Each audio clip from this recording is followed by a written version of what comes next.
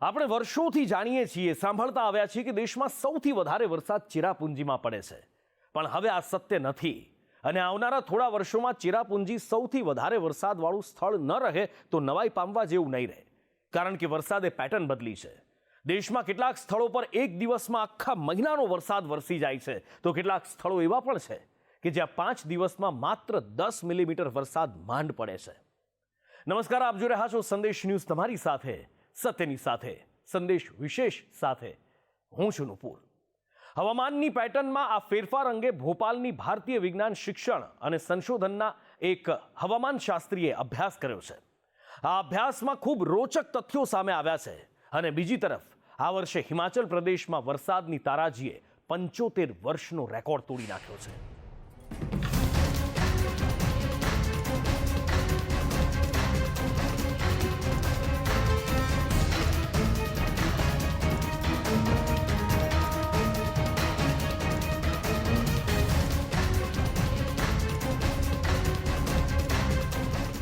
આ વર્ષે ચોમાસું પ્રમાણમાં મોડું શરૂ થયું, પરંતુ દેશના ઉત્તર અને પશ્ચિમ ભાગમાં પડેલા વરસાદે તમામ રેકોર્ડ તોડી નાખ્યા. અત્યાર સુધી જે પેટર્નમાં ચોમાસું ચાલતું, હવે તે પેટર્ન રહી નથી. ક્લાઇમેટ ચેન્જ અને ગ્લોબલ વોર્મિંગની અસરથી દેશમાં ચોમાસામાં ધરખમ બદલાવ આવ્યો છે. આ બદલાવ પર મધ્યપ્રદેશના ભોપાલ સ્થિત ભારતીય વિજ્ઞાન શિક્ષણ અને સંશોધન સંસ્થાના વૈજ્ઞાનિક ડોક્ટર પંકજ કુમારે એક સ્ટડી રિપોર્ટ તૈયાર કર્યો છે. આ અભ્યાસમાં જે તથ્યો સામે આવ્યા છે તે ખૂબ જ રોચક છે. આ અભ્યાસના પરિણામો સૂચવે છે કે ક્લાઇમેટ ચેન્જ અને ગ્લોબલ વોર્મિંગની ઘટનાઓ સાથે વરસાદે તેની પેટર્ન બદલી છે. આનું કારણ અશ્મિભૂત ઇંધણને કારણે વાતાવરણમાં ગ્રીન હાઉસ ગેસની માત્રામાં વધારો છે, જેને કારણે દરિયાનું પાણી ઝડપથી બાષ્પીભવન થઈ રહ્યું છે. પરિણામે વાતાવરણમાં પાણીની રાસાયણિક પ્રવૃત્તિ વધી છે, જેને કારણે વધુ પ્રમાણમાં વાદળો રચાય છે અને અચાનક વરસાદ પડે છે. આ જ કારણ છે કે આ વર્ષે મેદાની તેમજ પહાડી વિસ્તારોમાં વાદળ ફાટવાની ઘટનાઓ વધારે જોવા મળી હતી. ચોમાસામાં હળવા કે મધ્યમ વરસાદને બદલે હવે ભારેથી અતિભારે વરસાદ પડી રહ્યો છે. આ ફેરફારો છેલ્લા એક દાયકાથી વધુ જોવા મળી રહ્યા છે. અભ્યાસમાં જણાવ્યા પ્રમાણે વાતાવરણના ગરમ થવાની અસર વાદળોમાંથી પડતા ડ્રોપલેટ પર પડી છે. અગાઉ 100 ડ્રોપલેટ પડતા 4-5 દિવસ ધીમી ધારે વરસાદ પડતો હતો. હવે વધુ ભેજને કારણે 500 થી વધુ ડ્રોપલેટ પડે છે, પરંતુ તે 1 કે 2 કલાકમાં એક સાથે જ વરસી પડે છે, જેને કારણે વરસાદની ડિસ્ટ્રીબ્યુશન પ્રક્રિયા કથળી છે. આ પ્રક્રિયાને એક્સ્ટ્રીમ વેધર પેટર્ન કહેવામાં આવી છે. આ વર્ષે દેશના અમુક વિસ્તારોમાં અનરાધાર વરસાદ પડ્યો છે, છતાં પણ દેશનો 30% વિસ્તાર હજુ પણ સારા વરસાદ માટે તરસી રહ્યો છે. તેનું કારણ છે ચોમાસાનું પૂર્વથી પશ્ચિમ તરફ સ્થળાંતર કરવું, જેને પરિણામે ગુજરાત અને રાજસ્થાનમાં વધુ વરસાદ થયો છે, પરંતુ બિહાર, પશ્ચિમ બંગાળ, ઝારખંડ જેવા રાજ્યો સૂકા છે. આ ઉપરાંત હવામાન નિષ્ણાતોએ વધુ એક સમસ્યા તરફ ધ્યાન દોર્યું છે. તે નદીમાં પૂર આવવાની સમસ્યા છે. નદીઓમાં આવતા પૂર જમીનનો ફળદ્રુપ કાંપ ખેંચી જાય છે. ઉપરાંત વરસાદનું મોટાભાગનું પાણી નદીઓમાં વહી જતા ભૂગર્ભ જળ પણ રિચાર્જ થઈ રહ્યું નથી. હવામાન નિષ્ણાતોએ દેશમાં બદલાતી વરસાદી પેટર્નને લઈને ચિંતા પણ વ્યક્ત કરી છે. સામાન્ય રીતે દેશમાં જુલાઈ માસ સુધી 30 થી 40% વરસાદ થતો હોય છે, પરંતુ આ વર્ષે 50%થી વધારે વરસાદ એકલા જુલાઈ માસમાં જ વરસી ચૂક્યો છે. જ્યારે ગુજરાતની વાત કરવામાં આવે તો રાજ્યમાં જુલાઈ માસમાં સિઝનનો 78% વરસાદ વરસી ચૂક્યો છે. આગામી ઓગસ્ટ મહિનામાં વરસાદનું જોર ઘટતું જશે. દેશના પૂર્વના કેટલાક વિસ્તારો સિવાય વરસાદની કોઈ સંભાવના નથી.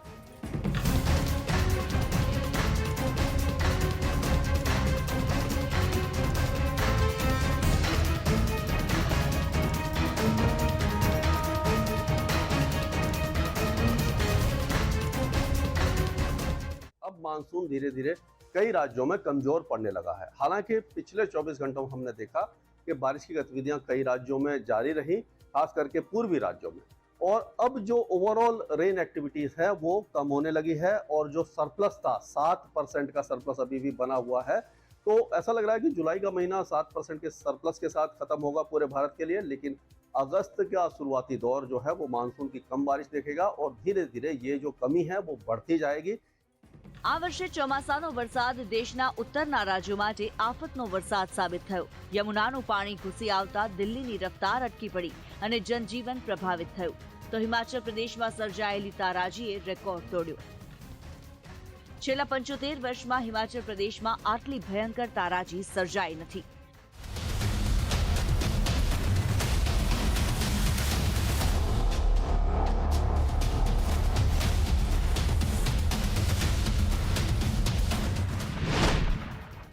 આ વર્ષે હિમાચલ પ્રદેશમાં વરસાદને કારણે 8,000 કરોડ રૂપિયાનું નુકસાન થયું છે.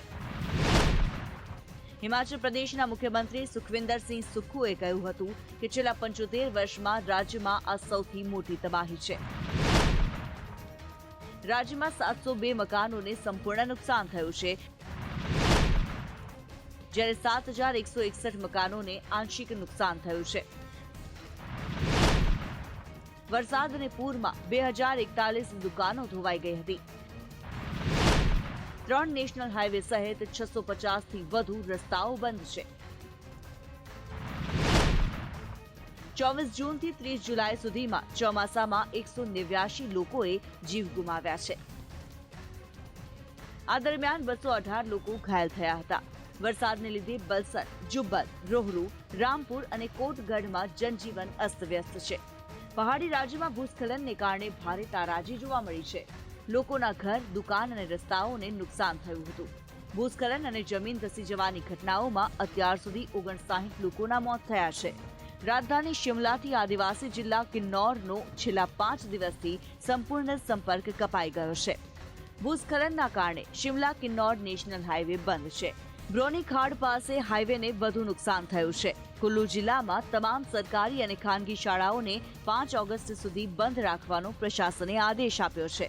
છેલ્લા 24 કલાક દરમિયાન કાલકા શિમલા હાઈવે પર દાતિયાર પાસે રોડ પર ભૂસ્ખલનનો કાટમાળ પડ્યો હોવાને કારણે કલાકો સુધી આ રસ્તો બંધ રહ્યો હતો.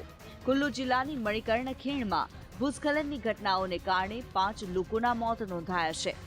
મણિકર્ણનું બ્રુના, ગડસાનું ખોડાગે, તીર્થન ખીણનું રૂપજની, મનાલી વિઝ જલાઉરા અને ઘણા ગામો પર ભારે વરસાદ બાદ સતત ભૂસ્ખલન ચાલુ છે. તંત્ર દ્વારા સાવચેતીના ભાગરૂપે પહાડી વિસ્તારના અનેક મકાનો ખાલી કરાવવામાં આવ્યા છે. છેલ્લા 24 કલાક દરમિયાન પણ રામપુર અને કિન્નૌરમાં ભૂસ્ખલનથી ભારે તારાજી સર્જાઈ છે. રામપુરના જુદીમાં જ કિન્નૌરને શિમલાથી જોડતા નેશનલ હાઈવે પર આખો પહાડ રોડ પર ધસી પડ્યો હતો. NH5 બંધ થવાને કારણે કિન્નૌર જિલ્લો શિમલાથી સંપૂર્ણપણે કપાઈ ગયો છે. બ્રોની ખાડ પાસે હાઈવેનો ભાગ સતત નદીમાં પડી રહ્યો છે.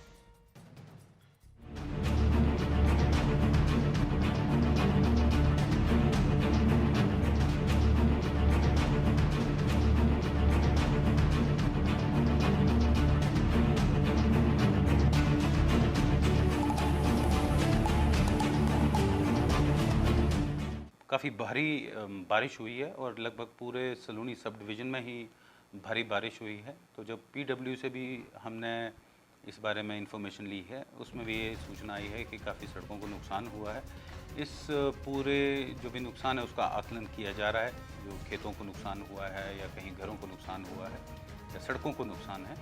और जैसे ये संपूर्ण सूचना हमारे पास आ जाती है उसके ऊपर चाहे रिलीफ में फंड्स हैं या अन्य हेड से फंड्स को कन्वर्ज करने की बात है, उस विषय में निर्णय लिया जाए. मैं जैसे कि आपको कह रहा था कि गाड़ियाँ चपेट में आई हैं तो गाड़ियों के लिए obviously they are covered with insurance.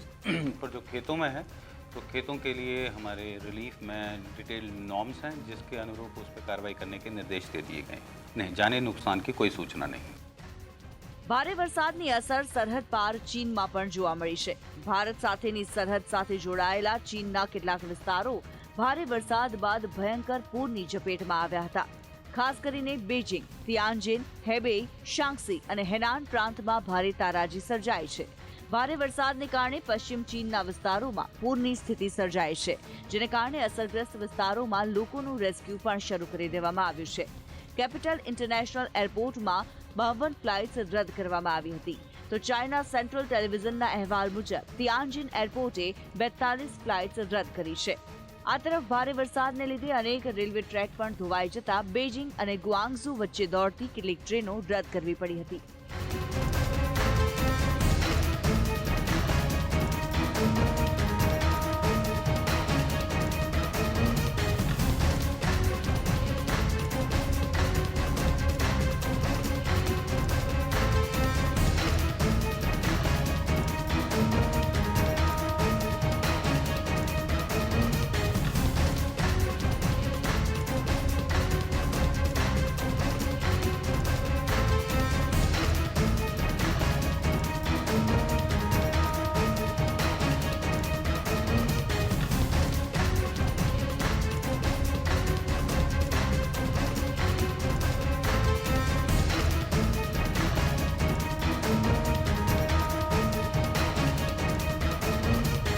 દેશ દુનિયામાં હવામાનની પેટર્ન બદલાઈ રહી છે, જેના માટે ગ્લોબલ વોર્મિંગ કારણભૂત હોવાનું વૈજ્ઞાનિકો જણાવી રહ્યા છે. ભારતમાં જ છેલ્લા એક દાયકાથી ચોમાસાની પેટર્નમાં ફેરફાર આવતા પૂરનું પ્રમાણ વધ્યું છે. પૂરના કારણે ભારતને દર વર્ષે કરોડો રૂપિયાનું નુકસાન પહોંચી રહ્યું છે. માનવ હજુ પણ આ તારાજીમાંથી બોધપાઠ લઈને જીવનશૈલી નહીં બદલે તો ગ્લોબલ વોર્મિંગના માઠા પરિણામો ભોગવવા પડશે. બ્યુરો રિપોર્ટ, સંદેશ ન્યૂઝ.